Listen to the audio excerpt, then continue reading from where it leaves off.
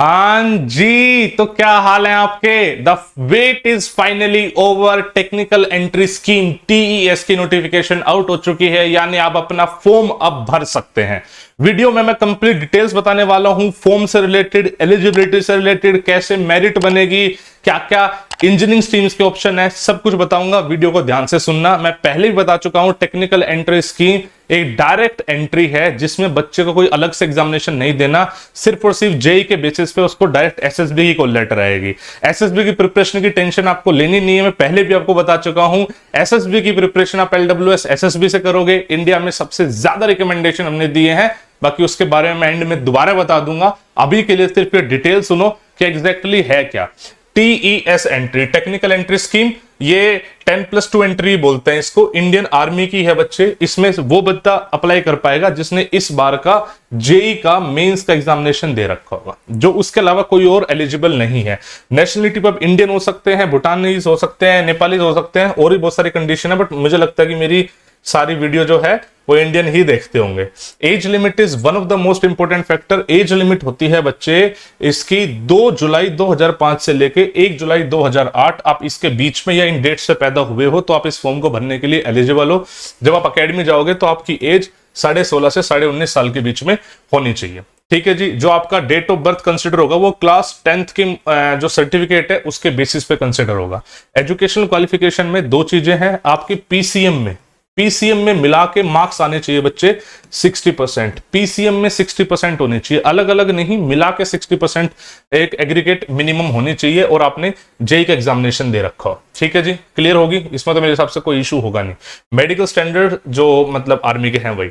Vacancies 90 है, पहले भी 90 थी, उससे पहले भी हर बार 90 की वैकेंसीज चल रही हैं, जिसमें बच्चे को 2 फेज में ट्रेनिंग करनी है, फेज 1 एंड फेज 2। फेज 1 में वो बेसिक मिलिट्री इंजीनियरिंग ट्रेनिंग करेगा। 3 ऑप्शन में से एक ऑप्शन में सीएमई पुणे, माओ या सिकंदराबाद। 3 साल की यहाँ ट्रेनिंग है। चौथे साल वो आईएम में ज्वाइन करेगा एंड फिर वहां से पास आउट होगा, उसको 4 साल की डिग्री मिलेगी। एक बीटेक की उसको डिग्री दी जाएगी। किस किस फील्ड में दी जाएगी वो भी हम आगे बात करेंगे।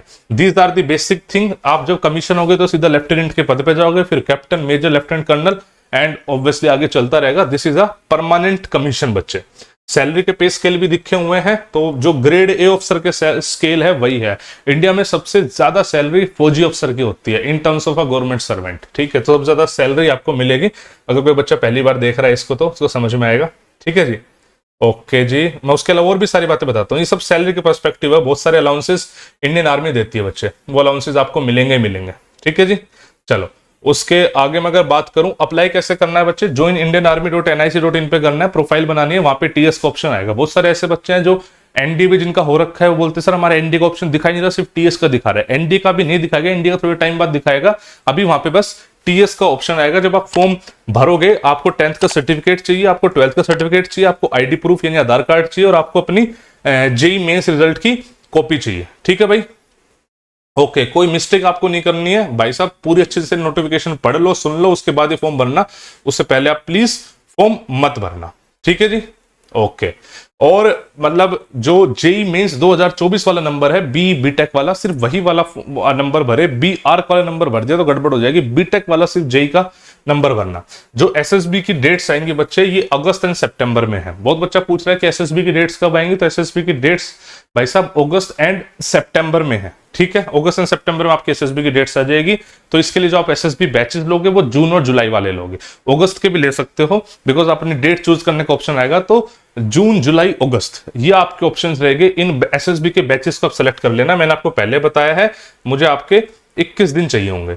ये देखो ब्रांचेस है। अगर आप सीटीडब्ल्यू पुणे जाओगे तो सिविल एंड मैकेनिकल इंजीनियर बनोगे, माओ जाओगे तो आईटी एंड कम्युनिकेशन, और सिकंदराबाद जाओगे तो इलेक्ट्रॉनिक एंड मैकेनिकल। ठीक है जी।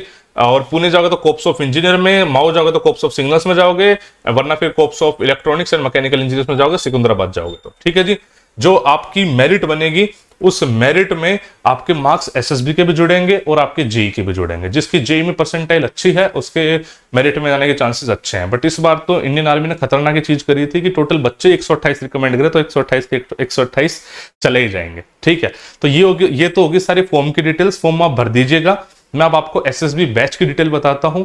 21 डेज बच्चे हमें आपके चाहिए होंगे आपको ट्रेन करने के लिए फॉर दिस। देखो, जब आर्म फोर्सेस इंडियन आर्मी आपको अफसर बना रही है तो कुछ तो देख रही है ना, जो देख रही है उन्हीं क्वालिटी को हमें एनहेंस करना है अपने 21 डेज के प्रोग्राम में, जिसमें हमारे साथ रहना कंपलसरी होता है। आपको पढ़ाया जाएगा, आपके टेस्ट लिए जाएंगे, आपको फीडबैक दिया जाएगा और आपकी पर्सनैलिटी को ग्रूम करा जाएगा। हमारे इस 20 डेज के मॉडल का ही रिजल्ट है कि पिछले टीईएस में 15% बच्चा हमारा था। टोटल 128 बच्चा सेलेक्ट हुआ, जिसमें से 19 मैंने बोला था, उसके बाद और भी बच्चे आए, टोटल 21 बच्चे हमारे थे।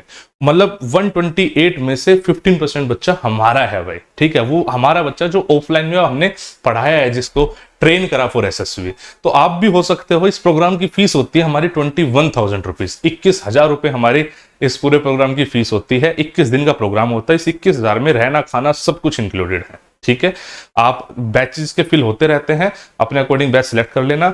जून के बैचेस, जब तक शायद वीडियो जाएगी तो जून का 3 जून वाला बैच भी शायद फुल हो जाएगा। मई के बैचेस सारे फुल हो चुके हैं, तो अपने आगे की डेट्स ले लो, कोई दिक्कत वाली बात नहीं है। जो पिछले बार कट ऑफ गई थी वो 2.5 लाख गई थी। इस फॉर्म को भर हर कोई सकता है जिसने जेईई का पेपर दिया हो। पिछले बार कट ऑफ 2.5 लाख दी थी, तो भरना हर कोई ही। लेकिन जिस भी बच्चे की रैंक 2.5 लाख से कम है तो मेरे अकॉर्डिंग सिक्योर है, मैं गारंटी नहीं दे रहा हूं, सिक्योर लग रहा है मुझे, वो एसएसबी की तैयारी कर सकता है। जिसकी बहुत कम है, लाइक 1 लाख, 1.25 लाख, 1.5 लाख, वो तो कर ही लो तैयारी, कोई टेंशन वाली बात ही नहीं, ठीक है। आइए एसएसबी को लेट। चलो फिर मिलते हैं आपसे, तब तक अपना ख्याल रखो आप। जय हिंद, जय भारत।